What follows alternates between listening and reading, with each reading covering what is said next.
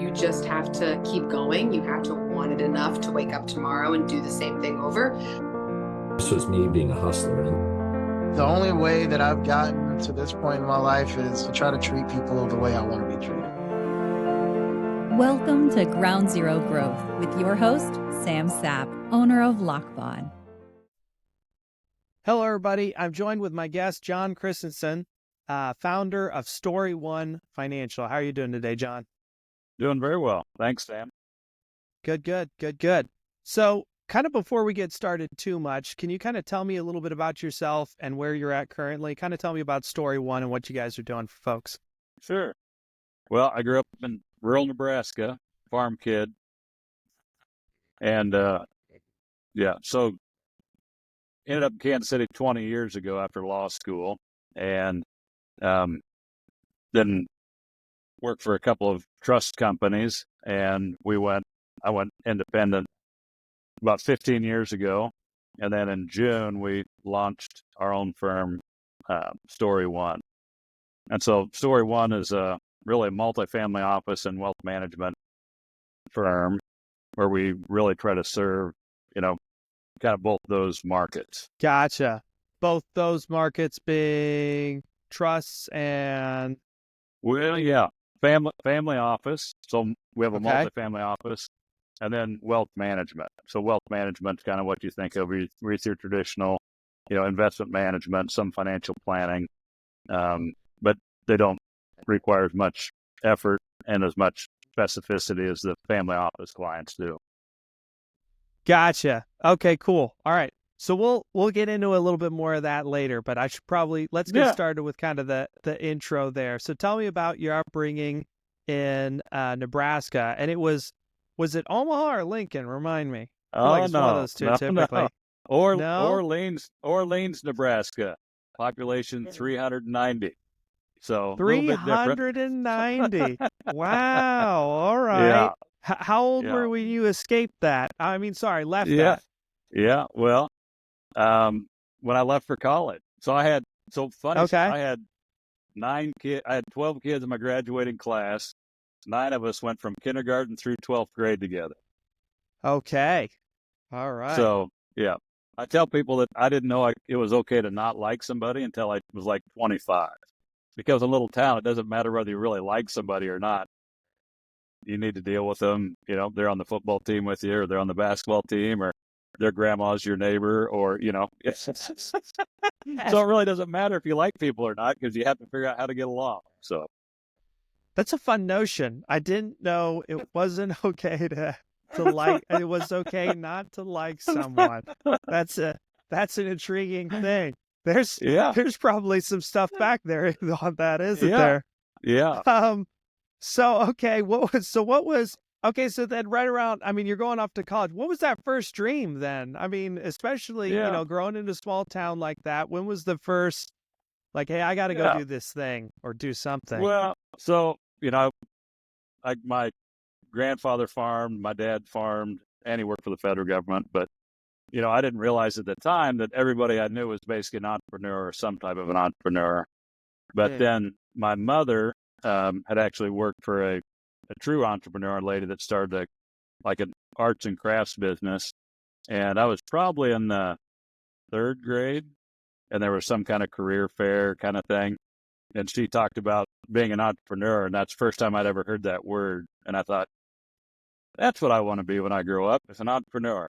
So I always really wanted to own my own business, do my own thing, and took a pretty circuitous route to get there. No kidding. Yeah. So what was that first big role that? So you said you knew you wanted to be an entrepreneur. Yeah. You're going off to college. What was kind of the route to that then, I guess? Yeah. So went to college at Hastings College up in Nebraska, Hastings, Nebraska. It's funny, I can literally remember my first accounting class, and my accounting professor, who was also my advisor, got up and explained the profession of being a CPA. And I thought, man, that's a great gig. I'm going to do that. And by the end of the semester, I thought, I hate accounting. class. I'm not doing That's fair. Okay. So It's funny. We just fun contrast the way people think. We interviewed one of my interviews was an accountant, and she's like at the end of the like third or fourth class. I just had something like the numbers. I enjoyed doing it, and I could tell pretty quickly that wasn't the rest of the class. So anyway, just fun in my mind. Well, the funny I'm thing is, so I am old enough that everything we did was on paper, right? So there was like today I would actually might enjoy accounting because there's this thing called Excel, which I love Excel. But back in my day, if the things didn't tally, you literally had to go back with a calculator and your pencil. Fair. And I mean, it was just so a little bit different. Right. So no, I agree. But I'm not with it. I'm Hastings, hearing the crunching of the calculator and the paper and the 1040 right in front of me or whatever. And oh my goodness, no. you wear out a couple of erasers. Yeah, no. So really, I went to Hastings because I wanted to play football. So I went there to play football. Played for a year. Met a bunch of really cool guys, and really started kind of thinking about really my faith a lot differently, and then just kind of relationships differently. But from an academic standpoint, I took business administration and economics. I had a double major, and it was like, it's funny because when I took my first econ class, I don't know, it was day 3, day 4, and I hadn't really had this thought until I met a guy that lived in Germany for 3 years, and he said, I realized that I've been thinking like a German my entire life, but I didn't know it until I lived in Germany, right? And so that's kind of what econ was for me. Like I'd always thought in percentages and numbers and all those things. So when I took economics, I was like, oh my gosh, I found my people. Like this is how I think about things. Okay. All right. But interesting. The other funny thing is, so when I was in college, if you got a PhD in econ, there's one thing you could do, and that was be an economics professor. And that sounded awful to me. But had I known about hedge funds, I probably would have just gone and got a PhD in economics because I just love economics. So, but I didn't. Okay. Nobody was talking about hedge funds in Hastings College in 1998. No, that's fair. It's actually, it seems a little bit of a miracle to some end that you're making your way to that somehow. Yeah. So, because that's fascinating, because it's not accounting, and it's not okay. All right. Yeah. But economics are interesting. So keep going. I'm following along. Yeah. So I went to Hastings, had a great experience there. Between my sophomore and junior year, I did an internship in Washington, D.C. for a Congressman Bill Barrett, which was our district congressman. And I really enjoyed the East Coast. I enjoyed like the pace of it. And it was, obviously a very foreign experience. First time I ever flew on an airplane, I was like, 21 years old. I was 20 years old, which in contrast to my son, he flew on an airplane like when he was 6 weeks old. So again, like I had a pretty rural agrarian experience. Did an internship in D.C., enjoyed that. Really kind of had my first exposure to the East Coast. Came back while I was there, so then came back my junior year to Nebraska, or to Hastings, and had a pretty good experience. I was living with that house of guys that I'd been living with basically since my sophomore year. And I'd really kind of been hoping for, like, I wanted to have a different experience. And, I'd been, quite frankly, praying that I would have an experience that helped me, understand the Lord differently. And then it was about, like, I don't know, end of April, end of May, I had this thought, like, man, the Lord, apparently nothing's just going to happen. I need to go find a job for the summer, and then, basically kind of the Lord will bless that. And I walked into my house one day, and one of my roommates, that's still one of my best friends, says, hey, do you have any summer plans? I'm like, no. And he's like, well, this friend of mine has a friend that owns a party rental company in Annapolis, Maryland, and they're looking for some big farm boys to come help this summer. And so I was like, again, like, just, really, kind of something just fell in my lap. And again, like, I don't really believe in luck, and I don't really believe in coincidence. So I believe that was kind of like the Lord's path. So called this guy Mark Nash in Annapolis, Maryland, and long story short, I ended up going to Annapolis and working at this place called Party Perfect for the summer. And while I did that, I lived with Mark and his family, and that was a really amazing experience. I had a 3-year-old son at the time. His wife's name is Jerry, who she's somewhere on the sainthood scale. I'm not sure exactly where she is, but amazing person. Yeah. And yeah, met another guy by the name of Dan Bull. Really, really nice guy. Trying to kind of live out his faith. We had a really great summer together. There was, Annapolis at the time. It was a really fun vibe. There were tons of college kids that were there for the summer doing various things. It's right on the Chesapeake Bay. It's a pretty magical place. And at the end of the summer, these guys at Party Perfect had said, hey, do you want to come back and work after college? So I was like, sure, sounds great. They're like, come to our management training program, which there wasn't really a program other than just come work hard. Fair. Okay, sure. Which is a lot, right? So I went back and worked at Party Perfect, and it was kind of an interesting experience in that the two founders, a guy by the name of Mark Nash and Scott Gilman, really good guys, had brought on 2 equity partners who were younger guys that had just got out of college, basically worked for a couple of years, and then got an equity opportunity. So I thought that was kind of going to be the track to entrepreneurship, was working at Party Perfect. And gotcha. And then basically maybe making your way up to equity. Yeah. And so it basically kind of got just to a point where, there were a couple of recessions there, like 2001. Basically kind of got to a point where the business was growing like 30% a year, and it was a super fast-paced business. So party rental in the Washington, D.C. and Baltimore area.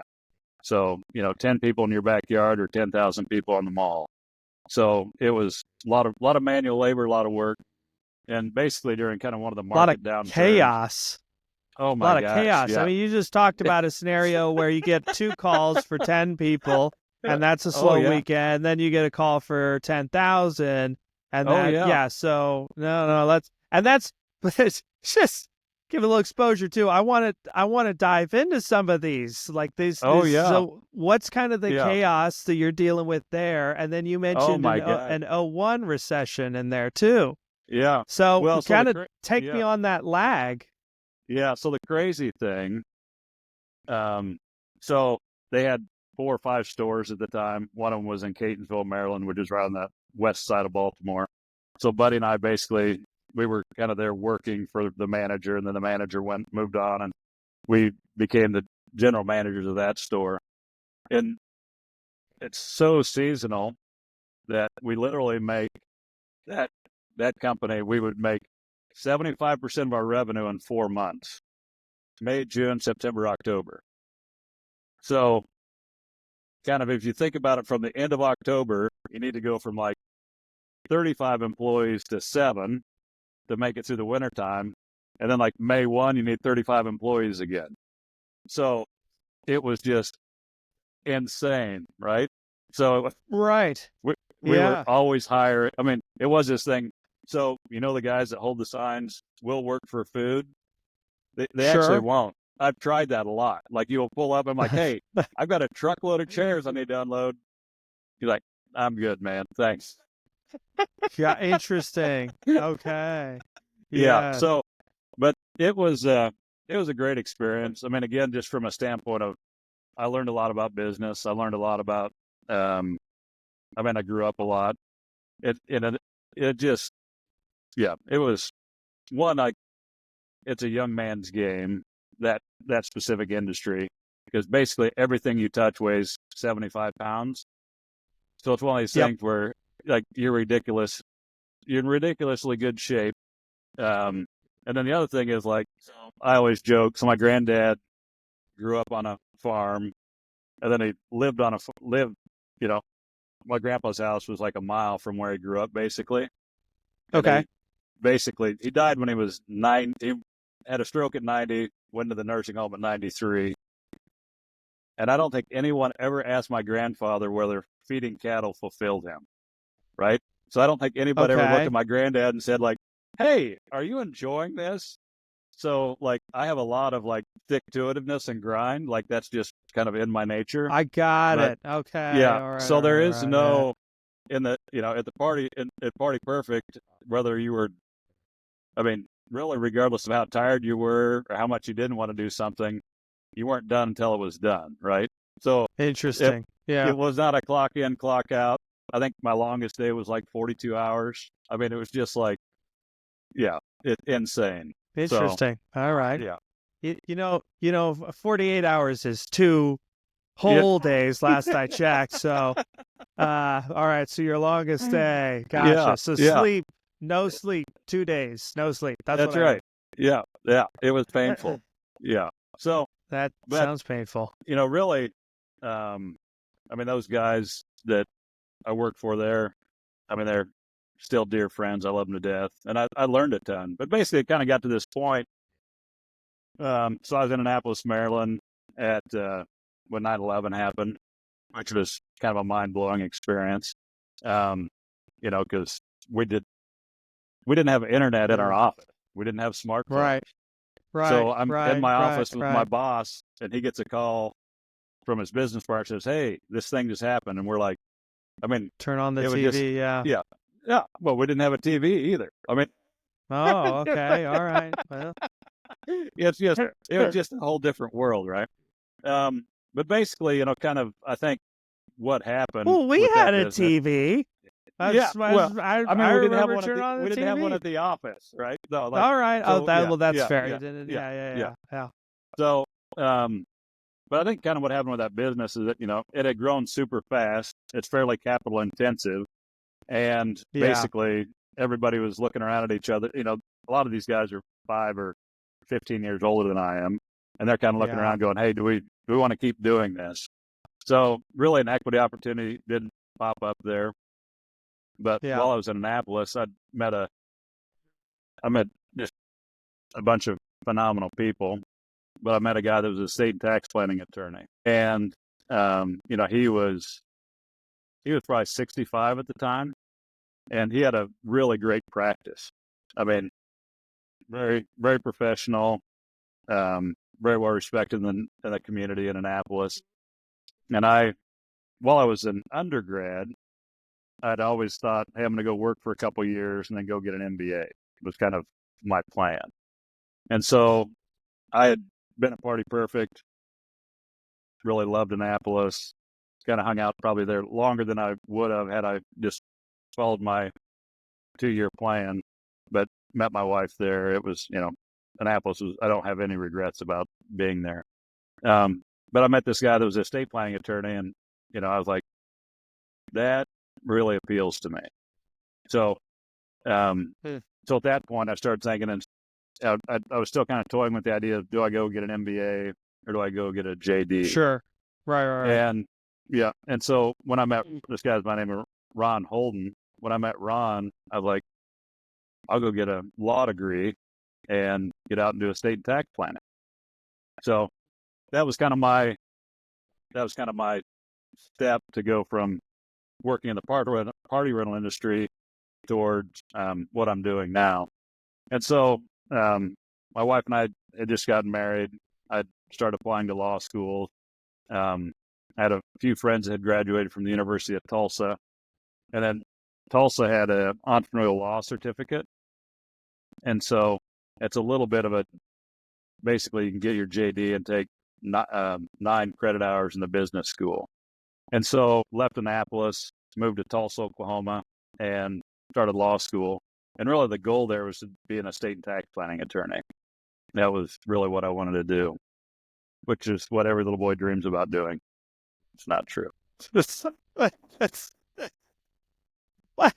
I like so yeah 100%. But to Yeah. your kind of point earlier, I'm still divorcing myself from the notion of luck. And something I've noticed about more and more of the people I interview is at a bare minimum they're faith driven in some way. And I think it just has everything to do with the fact that, when we zoom out from our life, where I'm at, what I'm doing in this moment, this podcast, even to some end, is there something behind it? Yes, I think so. But, until you get the full picture of it, you're really kind of like in each individual moment, what am I doing? Like you said, every little boy, estate Yeah. and tax planning attorney. So, Yeah. but there Yeah. you are, you're going from Well, party the funny- perfect, Yeah. lifting and throwing and slinging and not sleeping. Oh, yeah. And then That's you're like, right. okay, wait a minute. And I don't know. I mean, looking back on me when I don't know if this is comparable or not, but when I was slinging pizzas, it was kind of the first person to walk in a little bit and be like, hey, you're a smart kid, office job. I would have taken him up on it in a heartbeat. I'd be like, Yeah. wait a minute, what is it, law? Are you going to take me under your wing if I finish my degree? Oh, sure, whatever. Yeah. Let's go. Yeah. No, that's exactly right. And so, went to Tulsa.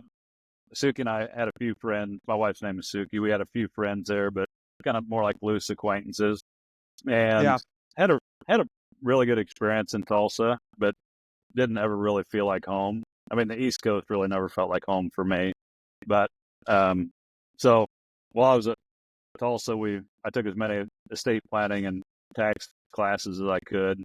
Took 9 hours in the business school. Actually considered two things. I considered getting a master's in tax, and I considered getting a dual JD MBA.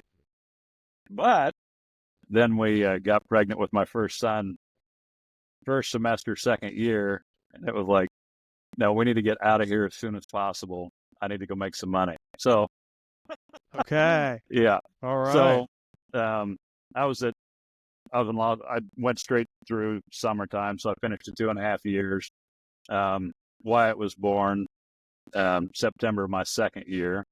And then when I graduated in December of 2005, we were pregnant with our second son. So it was time to go make some hay, or at least not be in school anymore. Yeah. So then at the end of my time at Tulsa, really, I'd clerked at a small firm there that I really enjoyed.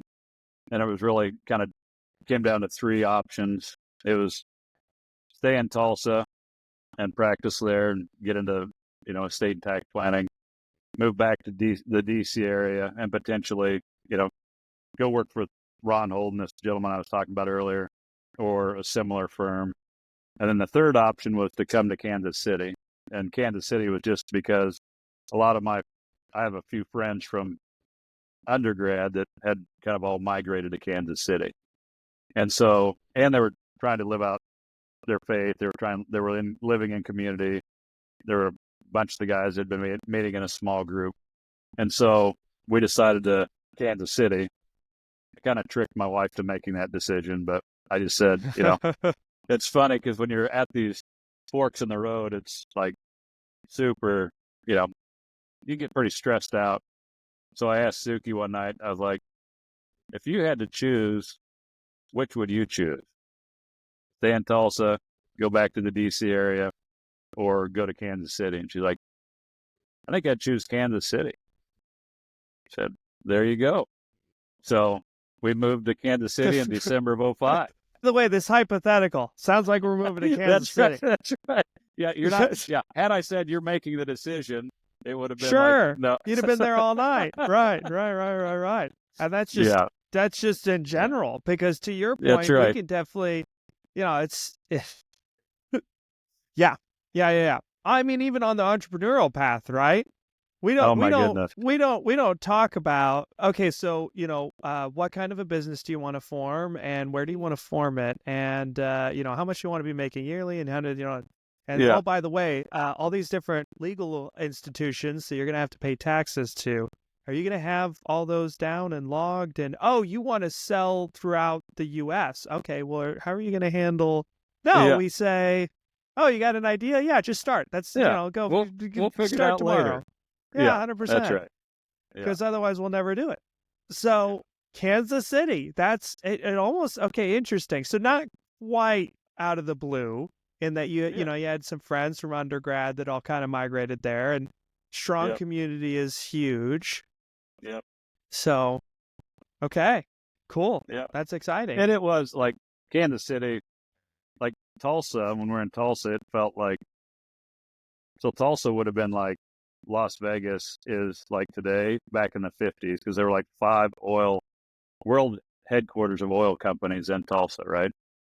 But it felt like kind of the city had shrunk, but all the infrastructure stayed the same size. Whereas in Kansas City, lots of culture, booming business opportunities, really cool community. So it just felt a little bit more like there was just a lot more opportunity here. So moved to Kansas City, didn't have a job. We did find a place to live, but I didn't have a job. And I hadn't passed the bar yet. So we moved to Kansas City. Well, okay, so hold up here. So walk me through some of that. Yeah. Because so you're moving to a new city. So you glossed over, you could get stressed in the weeds. We agree to that. So you kind of did the proverbial flip a coin a little bit, and then Kansas City, and you packed up. You haven't passed yet. You don't have a job, and you're here. And we'll fast forward the packing up portion. But how are you finding a place? What are you looking for? How did you get a place at all without a job? And what jobs are you applying for? Anything? You gonna start slinging pizzas? Yeah, I was gonna start slinging pizzas. No, well, this friend of mine in Annapolis, he'd said, really, to be a good estate and tax planning attorney, if you work at a trust company first, like that'll be hugely valuable. So okay, I was looking at trust companies in Kansas City. I was kind of looking at a bunch of different things in Kansas City, but trust companies was kind of, seemed like an easy fit because that was really my interest. So what I heard was you were applying for everything with a priority on trust companies. Does that sound right? That's basically it. Yeah. Yeah. Gotcha. That's exactly right. So, and, so we moved to Kansas City, Missouri, lived at basically 39th and Holmes. And, we moved in there because a friend of mine lived right next door, and a duplex came up for rent, and he basically vouched for us. And the guy that owned it's like, sure, I'll rent to you. So we had it was a good experience. It was a fun place to live with little kids. So, yeah. And then so one of the things that I did when I moved to Kansas City, I went back to Hastings College, and I said, hey, what alumni do we have from Hastings College that are in Kansas City? And so they gave me a list of like 35 people. So I started sending letters and resumes to all these people. And I got a call back from a gentleman that had graduated from Hastings that was the president of National Advisors Trust, which is a trust company here in town. And so, hold on. Whoa, hold up.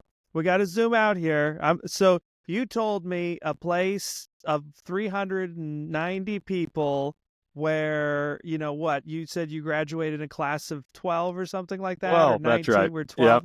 Yep. And so you check, alumni, which, over the course of years, sure. So it's not like it's 12, it's probably couple hundred people, right? But you're telling me one of them, not only did a few of them move to Kansas City, so now we're at 15, 20, but one of them owned a trust company. No. Hastings College. People from Hastings College. Hastings College. Sorry. Hastings College. Right. All right. Still. Yeah. Okay. So help me understand those numbers just so I can. Yeah. So Hastings College, there's 1,000 to 1,200 students there. So. Okay. Yeah.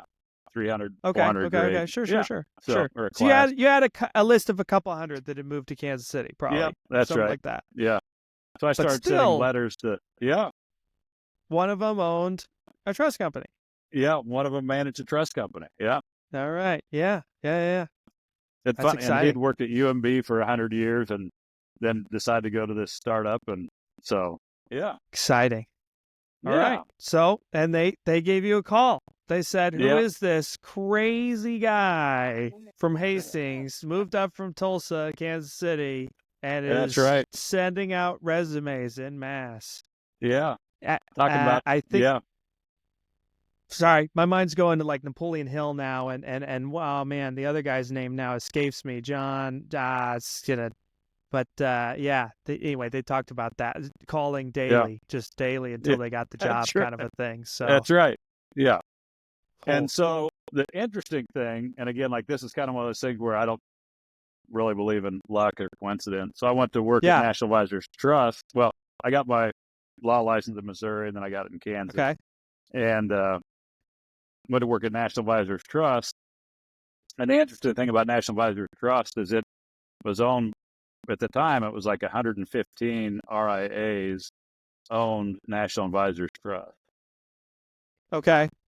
So National Advisors Trust was formed with the idea that, RIAs, they grow their business, or they work with a client for 20 years.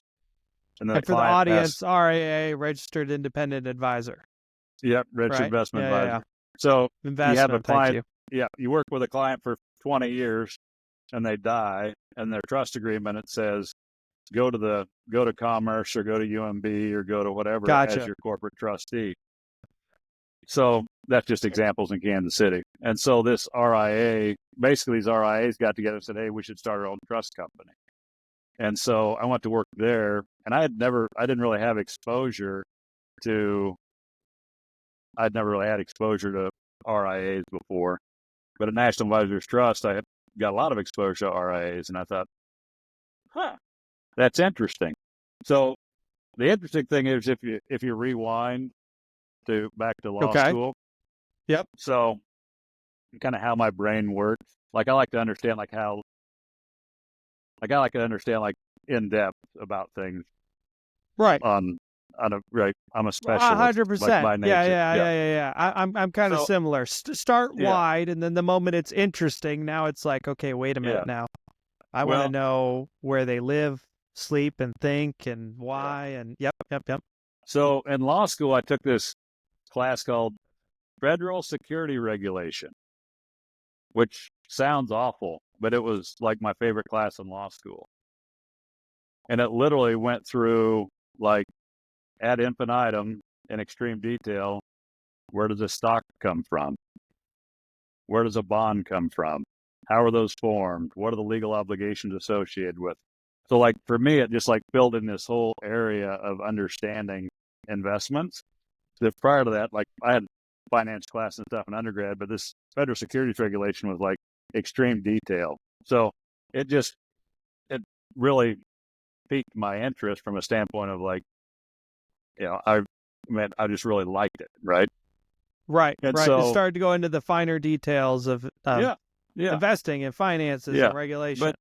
But it is interesting. Like, I don't know, 95% of the population probably doesn't understand what a stock is, or where it came from. Right.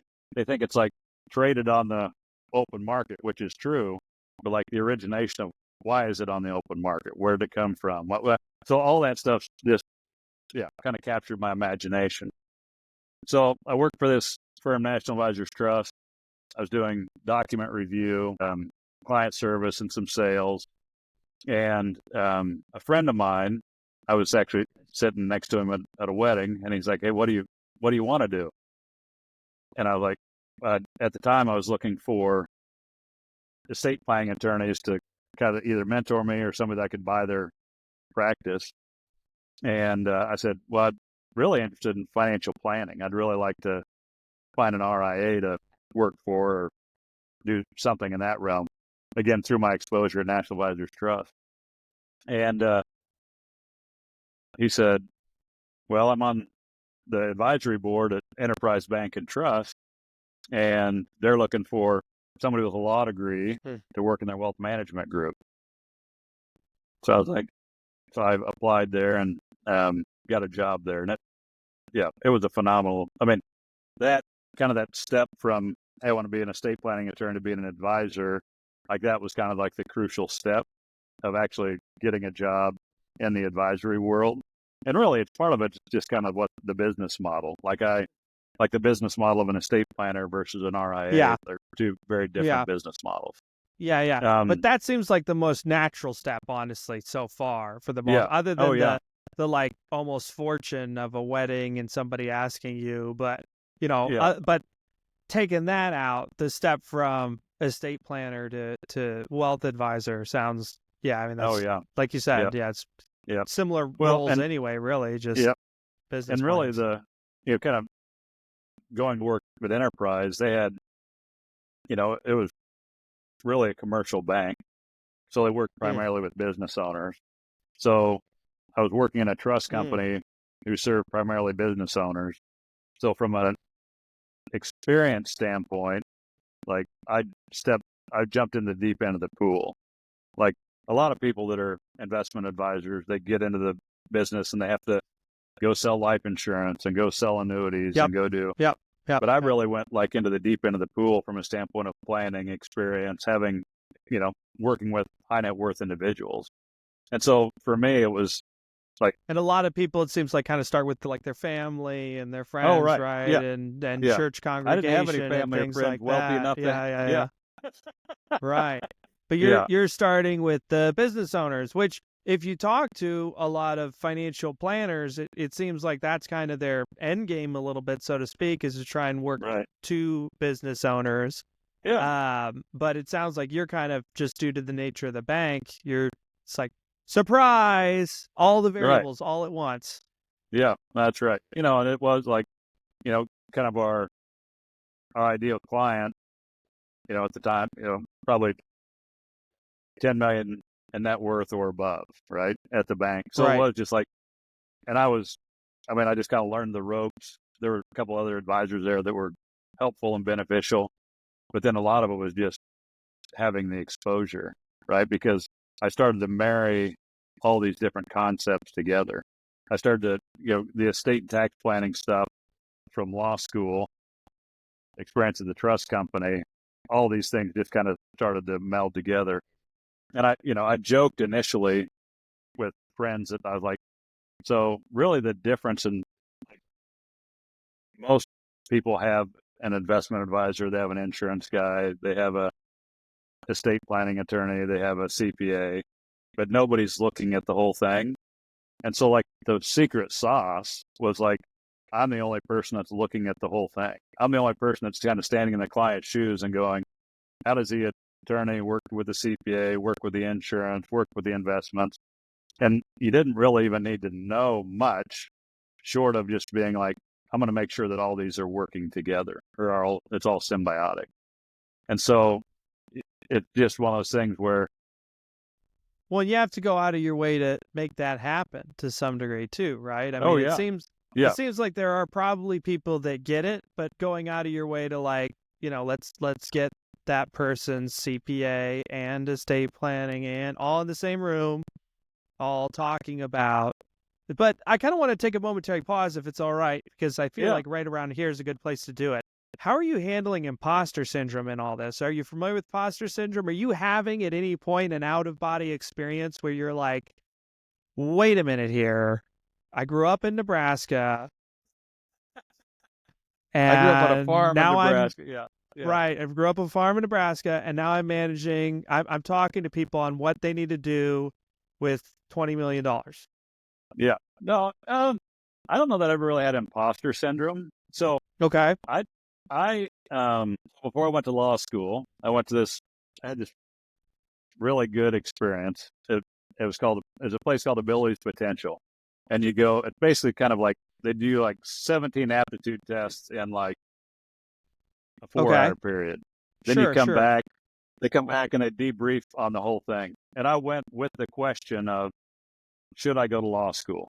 And so and basically the lady who, like, it's amazing. Like, I still think about like this feedback to this day. It was like she'd been following me around, reading my mail, whatever you want to say. Like, it was All like right. Yep. wicked, right?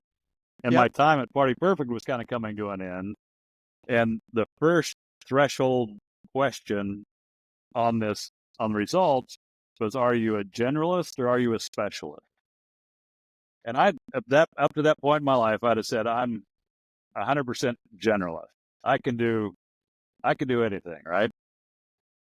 And she comes back with the results, and I'm like, on a score of 1 to 100, I'm like 93 on specialist and like 7 on generalist. So she's like, people like you find really obscure things to study or to do. Nobody else in the world may care about it. But like, if you find it interesting, like, these are the people that become PhDs and that. Yeah. So I really like the estate and tax planning. I mean, a lot of what we do is pretty obscure. So yeah, but it is interesting I mean, the other thing that she said, if you spend your entire career, well, let me back up a second. She said, you know what? She said, 75% of my clientele are attorneys that hate their job. Interesting. She's like, so she said, with your personality, she said, Yeah. if you spend your entire career reviewing and preparing documents, you will hate your life. She said, really what you need to do is you need to get out and to go to law school. I'm going to recommend you go to law school. Like, but you should get out and you should really do more like consulting, business work. Like, you should work with business owners, but like, you should not be the guy that's drafting and reviewing documents. You should basically be some type of a business consultant, which is exactly what I basically was doing. This is a fascinating class. I have never heard of anything like this that I'm aware of, and we need more of it. Because, oh my gosh. For me and for the people, even some of the people I've interviewed, right? It's like 3 or 4 or 5 or 6 jobs or whatever over the course of before you kind of discover, oh, wait, this thing, I like this thing a lot. And I like this thing for these reasons. But then you figure out, right, I like it.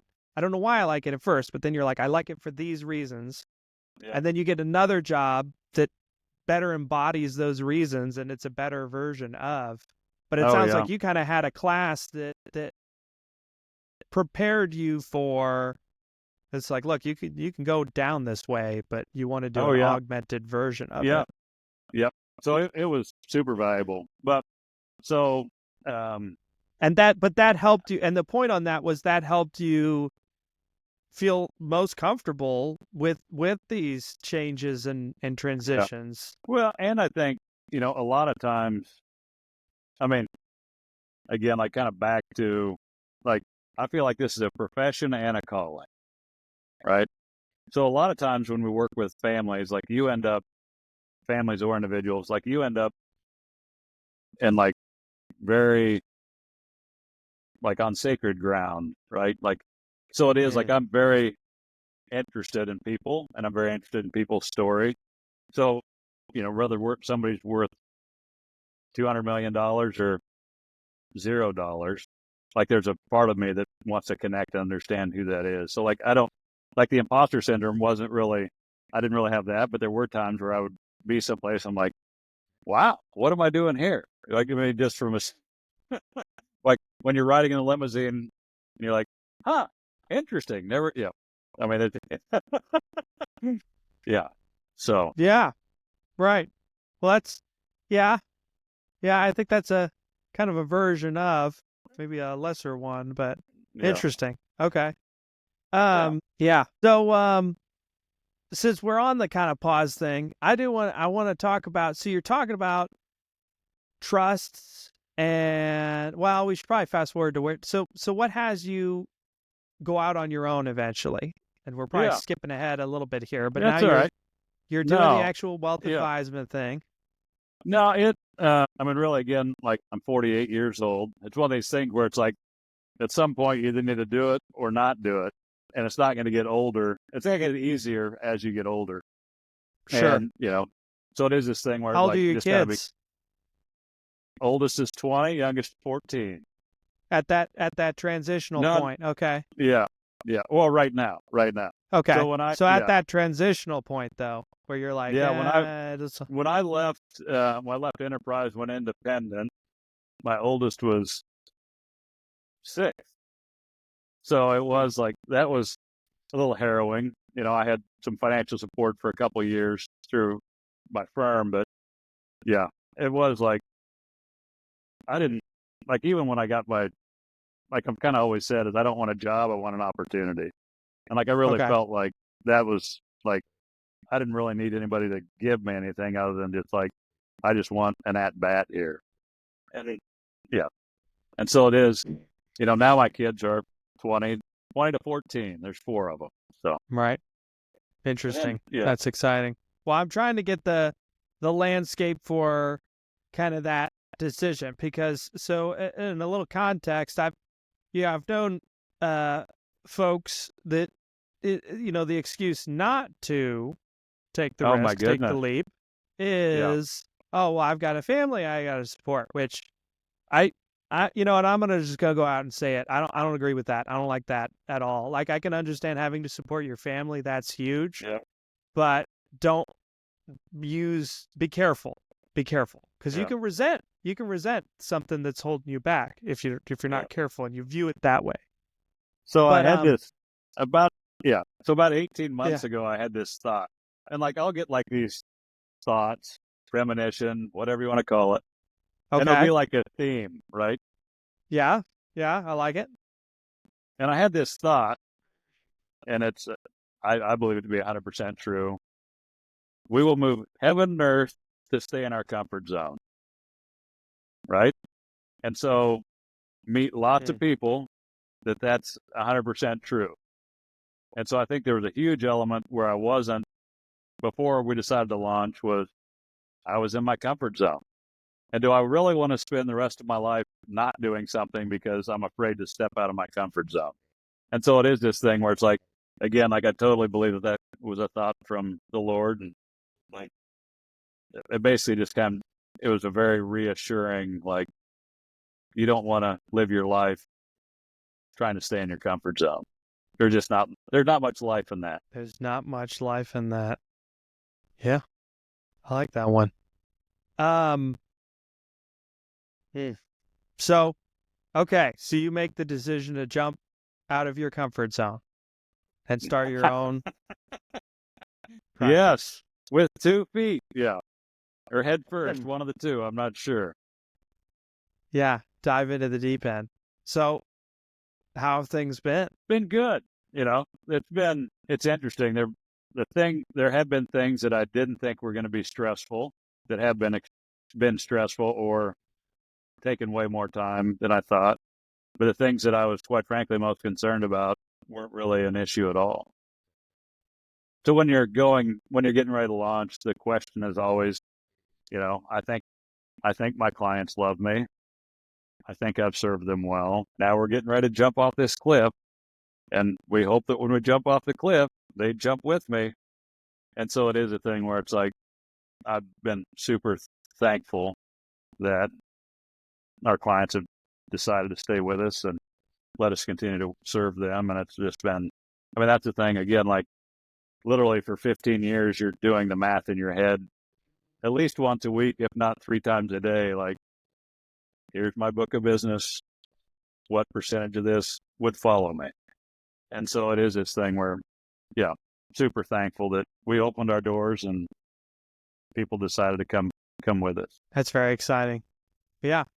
And you, so tell me about some of the folks that you kind of serve, because when we were talking a little bit about this before we started, and I think this is a great example, and chime in on your expertise and the fact that you like the specialists, you like the finer details, because at some point, right, you get to the minutia of, a comma in the tax code in the wrong place, and all of a sudden we have, the 401k or whatever. We have these tax benefits that are huge, and while everybody can take advantage of those, there's only certain people that it's going to benefit, in the amount of hundreds of thousands in some cases.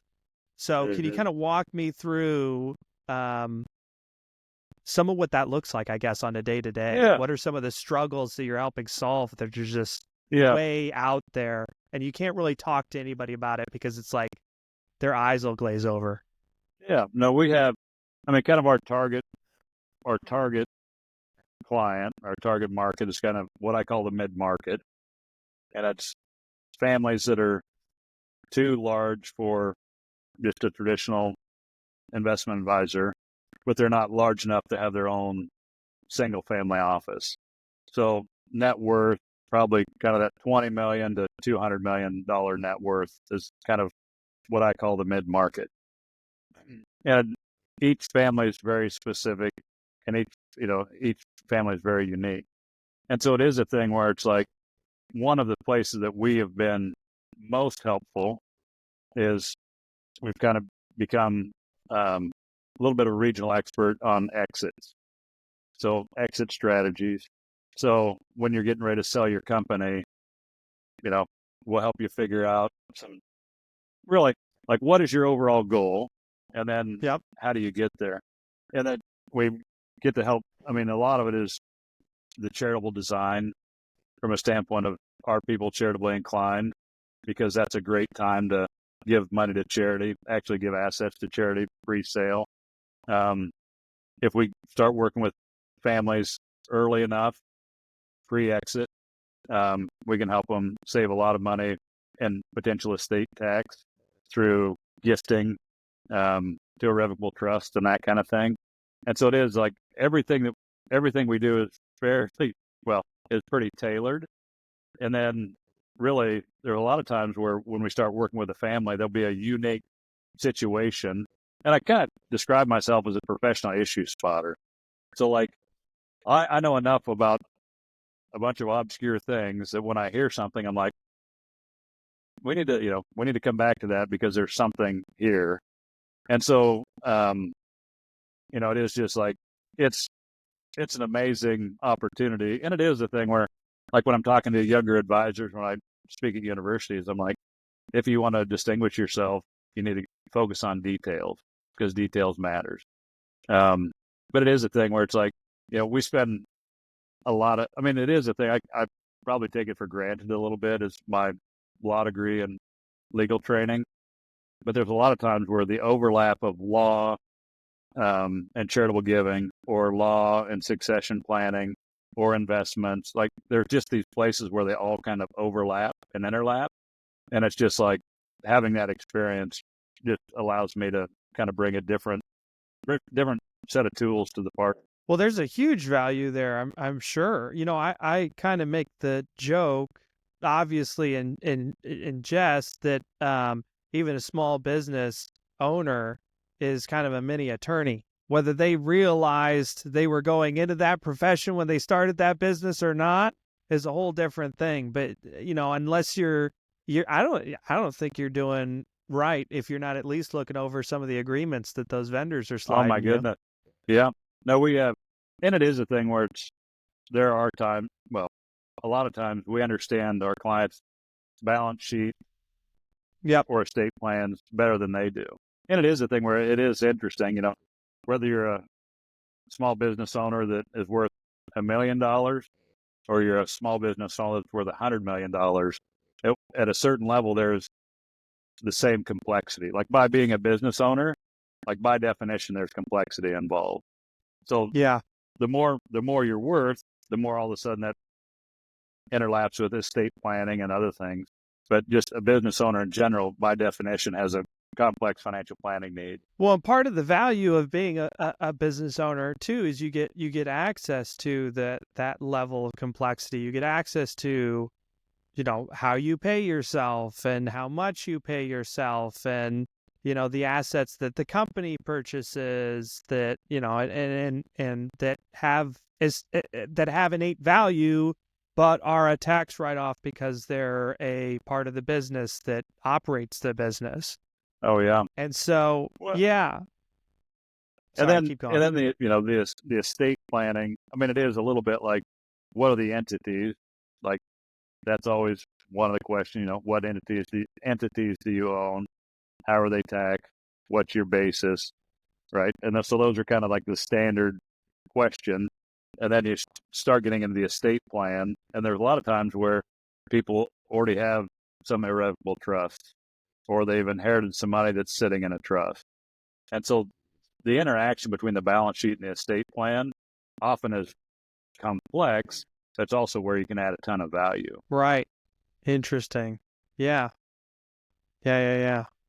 So, for those that don't know, you've mentioned family offices a couple times. What kind of is a family office? You've given kind of a decent cursory description, but if we were to kind of dive into it more for the audience, how would you describe that? Yeah.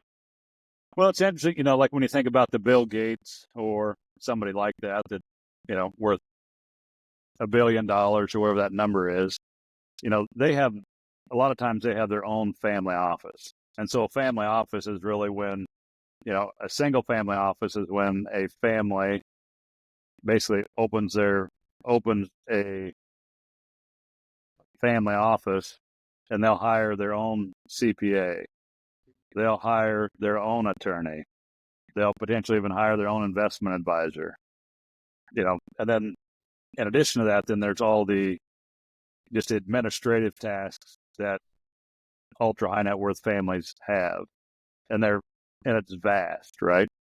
And so a single family office is when a single family that has a high net worth kind of hires their own professionals and pays them directly, kind of as a part of the family office.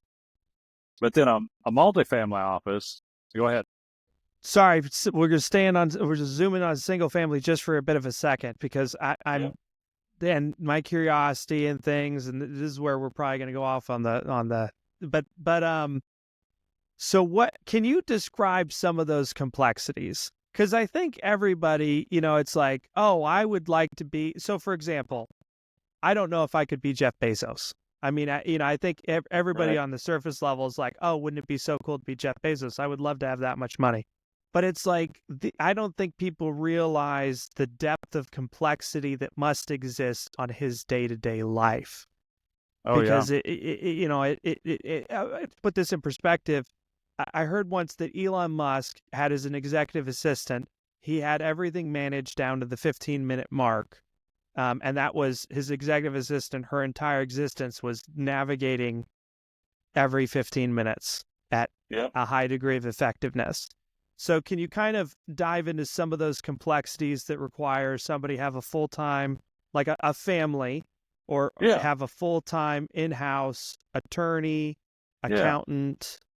Yeah. So there's a few family offices in Kansas City where like their primary asset is real estate, right? Okay. So oftentimes in these real estate deals, you'll take a piece of real estate that'll have its own entity, right? So it's in its own LLC or it's on its own partnership. But then, that kind of sets off a cavalcade of needs.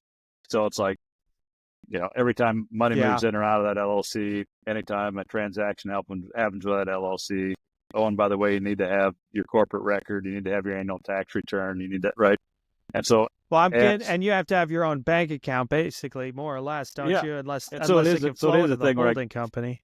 So what happens? Yeah. So what happens is that starts to multiply. So like, a family that's a developer, for instance, they might have 50 development deals that are on their personal balance sheet, and all 50 of those are their own little businesses that have a certain amount of complexity. So then those entities may have their own requirement to have tax reporting. You need to track every transaction inside of them, and then when money moves in or out of those. And so it is this thing where it's all of a sudden it's just compounded.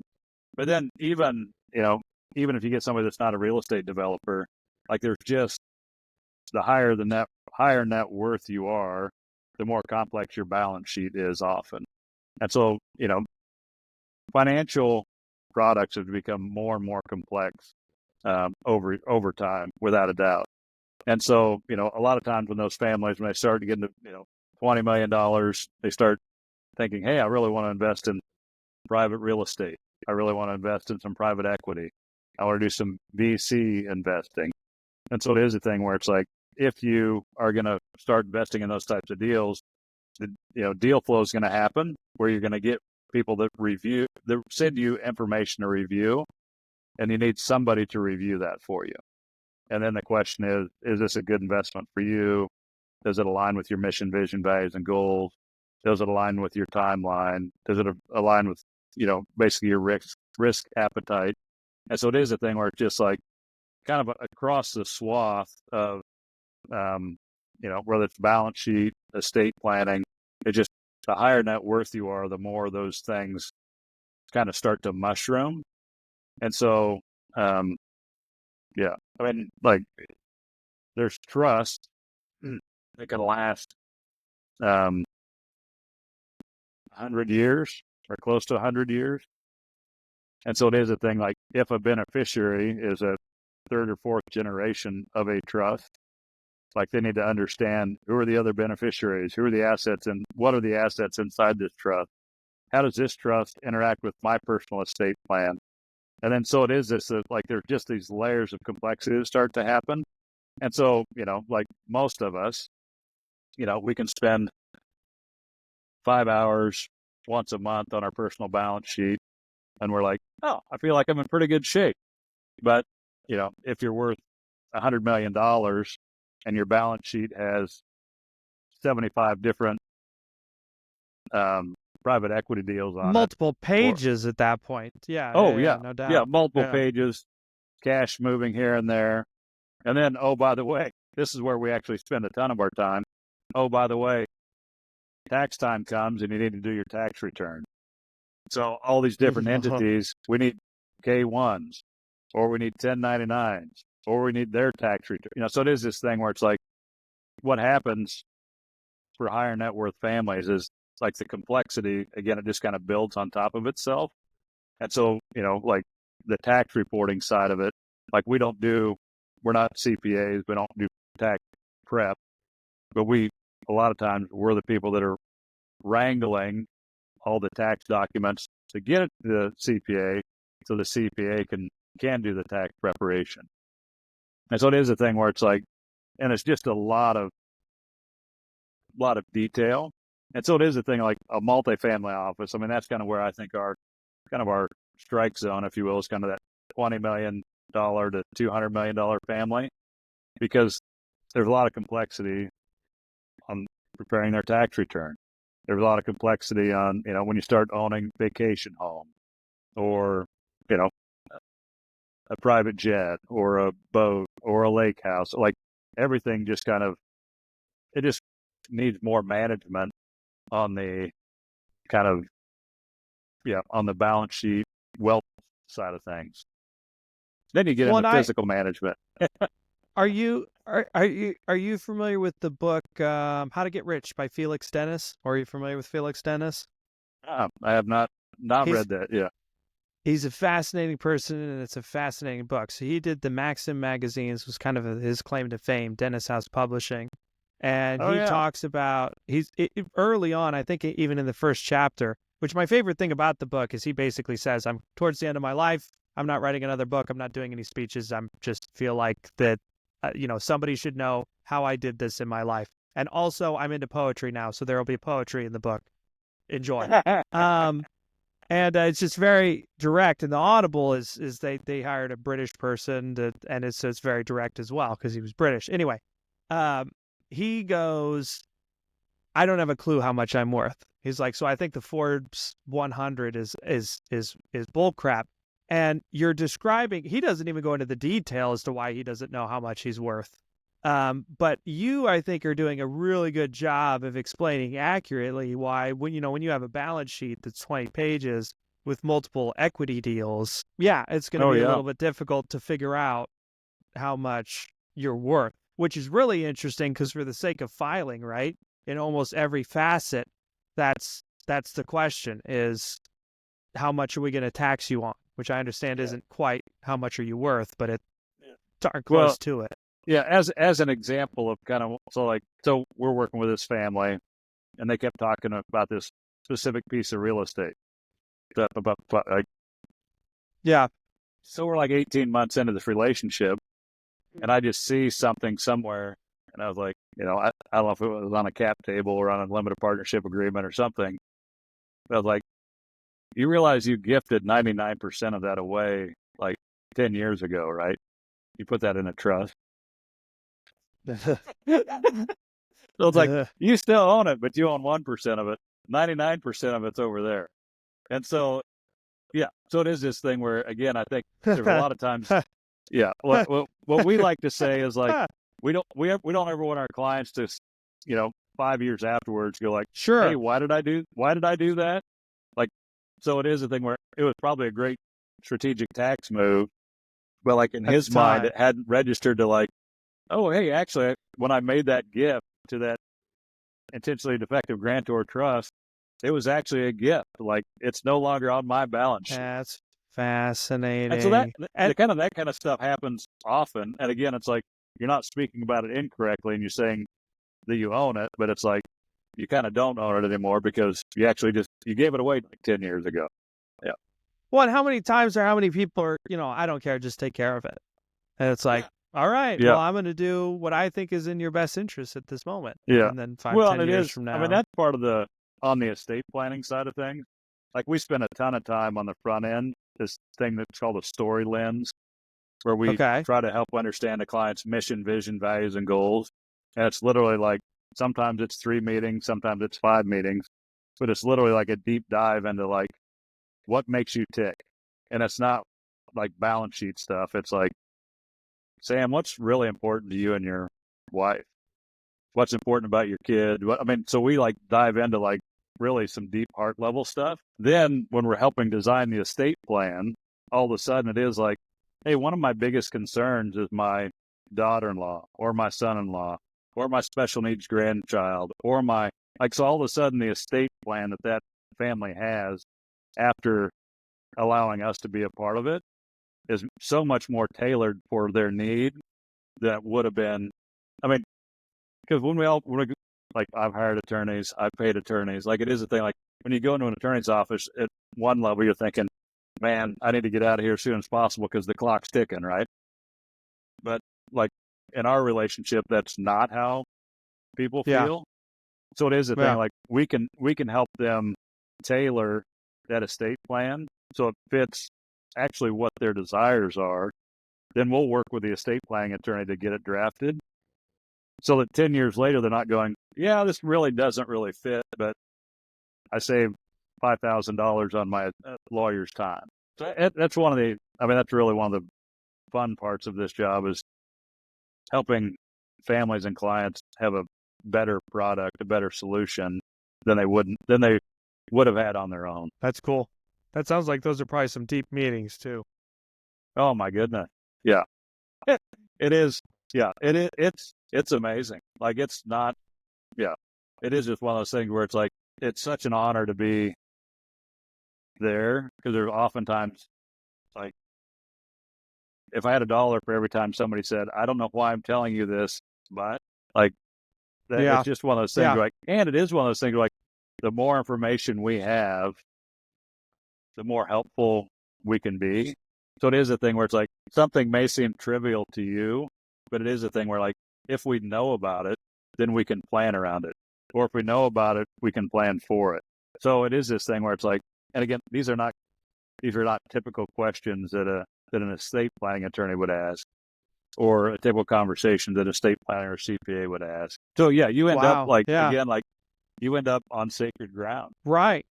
And I thought I was in a high trust business, and that's the, and that's the thing that I don't think, I tell people, it's like, I don't have a sales background or degree as is. And I tell people, I'm like, the sales game just radically changes when you're in a high trust, right?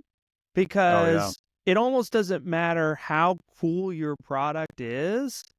The person's not going to buy on a cold call or a cold email necessarily, just this initial, without any sort of degree of trust built over time that has to be pretty ironclad.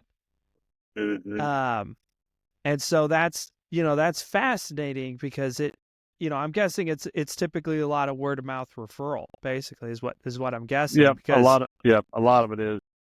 Yeah, sometimes we get a referral from a professional CPA yeah, attorney. We work with some donor advised fund sponsors. A lot of it is just word of mouth. And it is a thing. So I have two business partners, Kenny Conklin and Cameron Bond, and Cameron's worked with me for 10 years. And prior to that, the interesting thing is like everything I do is confidential, like on all yeah, facets, right? yeah, And so it is yeah, a thing like to have a partner that's our faith aligns, our belief in yeah. humanity, but like so to have somebody that we can walk through this with a family together with.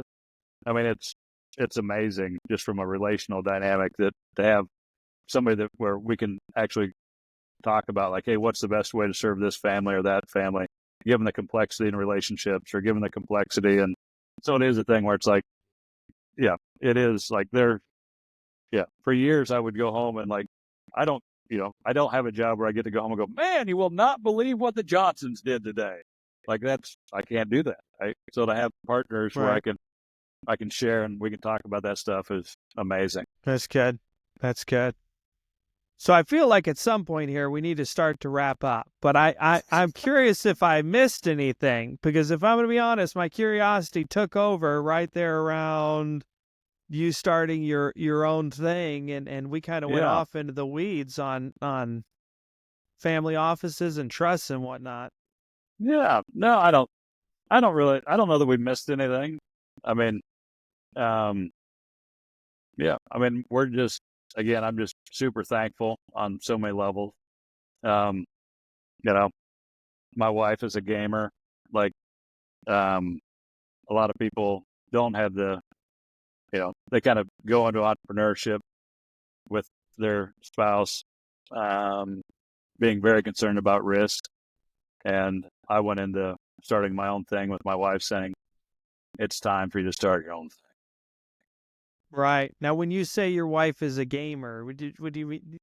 No, not like I'm that just has a different meaning for me. Yeah. No, okay. Gotcha. yeah. Like, let's go. All right. I'm just making Yeah. sure. That's No, why I was like, no, not oh, like all it, right, not that's like a different so angle. like, yeah, no, like Not video games. not a video gamer. I mean that Uh-huh. like she's up for a challenge. Like it's not a big deal for her. Like, Gotcha. yeah, like, Up for a yeah, challenge. That's exciting. yeah. So it'd be Yeah. like, back in the day, like if you're playing basketball against somebody and they're really good, you'd be like, yeah, that guy's a gamer. Like they bring game, right? Like not like video Excellent. game. Yes, they bring game. No, I like that. I like that. All right. Yeah. So yeah, Um, I'm mostly just thankful. good. I'm thankful too. I'm thankful you joined. So we wrap it up with two questions, or that's kind of how we start to wrap it up. So over here at Lockbod, we have a motto, and the motto says, if we have seen further, it's by standing on the shoulders of giants. You've mentioned a few folks already. What's kind of a giant that you want to pay homage to that Yeah. has allowed you to see further? Yeah. So really for me, the founder of my former firm, a guy by the name of Dave Park, is he's visionary. Has worked in the multifamily space for 20 years, and just he helped me a ton, just from a standpoint of kind of understanding. Like by nature, I'm a doer, right? Like I start working with a family, and I instantly want to start fixing things. And a lot of times you show up on the scene with these families, and there's a lot of broken things that need fixed. There's trusts that aren't funded. There's entities that aren't formed. There's a lot of work to do. And he kind of taught me the discipline of like, first you need to like understand the mission, vision, values, and goals of that family before you can actually help them. Because in helping them before you understand what they want to do, you're actually potentially harming them, right? And so Dave's a phenomenal guy. So he taught me a ton about kind of serving the multifamily office space and really helping families kind of unpack what it is that they want to accomplish. It's awesome. So, and the second thing would be, what's kind of a guiding principle for you that you found to be true again and again and again? Yeah. Well, Or it a is rule of thumb? interesting. Well, I almost mentioned this earlier. So, it's like, you remember those old, you may not even remember these. You're not. So when I went to school, they had these things called a transparency, right? Nope. Transparency. It's I'm going to have to Google it. We're going to pull it up here so I can get a picture. So there was this thing called an overhead projector, and a All transparency was just a clear piece of paper, and you would write on it with we dry erase marker. we had some in my church back in the day. It was what we had lyrics on. Is that am I getting? It was like this magnifying glass light thing, and they'd switch out. Yeah. Okay, yes, yeah. So the interesting thing is, like, again, I'm gonna have to change my analogy here because people don't know what a transparency is anymore. But so, like, I can would always convert say, it for like, you if you want. Just give me your analogy. So, like, if you would put a dot in the middle of that transparency, like, I could totally see where the Lord has led me to get to here. Yet I stand here and I look into the future, and I'm like, I don't know that he's going to be here tomorrow. And it's like every day you wake up and he's there, right? So it is this thing where it's like, so for me, it's like I've just began to be more trusting, and like I'm moving in the right direction, trusting the plan. I mean, the other thing for me is, like, I'm a late stage entrepreneur, but I also, like, timing is important and always has been important to me. And so, like, time and time again, like, if I'm patient and I wait on the Lord and I wait for him to bring me the solution or the opportunity, it's often like 100 times better than what I would choose for myself, right? And so I can look back on employees that I've hired. I can look back on my wife. Like, there's just so many times in my life where, like, I was blessed beyond what I would even chose for myself. And so, like, I'm pretty patient because I think, again, like, there are good things in store. It's just a matter of waiting. So wait on the Lord. That's the principle. That's the word. Yeah. Right. It drives a lot of my friends crazy, but it works. What? I hate to rabbit hole again, but this harkens back to, you had said something, and I thought about, I remember your first real job opportunity that your friend was like, you had just decided, well, I guess I'm going to get a job. And then you go back to your fraternity, I believe it was, and your friend. Yeah. When you said that, I thought about my older brother, who once told me, and I think he borrowed from a friend, and it's like, hey, when you pray again and again and again, because there was a stint there where I was hearing pretty regularly, and then I asked something specific, and then it was like radio silence. And he was like, sometimes you act first, and then the Lord gives confirmation that you made the right decision. And I mean, on one hand, that ended up being true. That was very accurate. That was incredibly helpful. But then that just, like, adds, for folks like you and me, it adds the extra layer of frustration of, like, okay, well, now I was waiting on you, Lord, but are you wanting me to act first? Because no, that's exactly right. Yeah, every motivational book, everything, you're like, oh yeah, don't wait for the perfect time, just go. But then there are times where it actually is the perfect time. And when you go, like, it is so much more powerful than what you could do on your own. Amen. All right. Well, thank you so much for joining me, John. I've really enjoyed this, and hope everybody else has too. Thanks, Sam. Thanks, everybody. Bye. Hello, everybody. I wanted to thank you for listening to today's episode. It's such a blessing to be able to interview some such fantastic individuals. If you're interested in listening to more, we look to post every Thursday at 10 a.m. You can find us on YouTube, Amazon Music, Spotify, and Apple Podcasts. Thanks so much. Have a blessed day.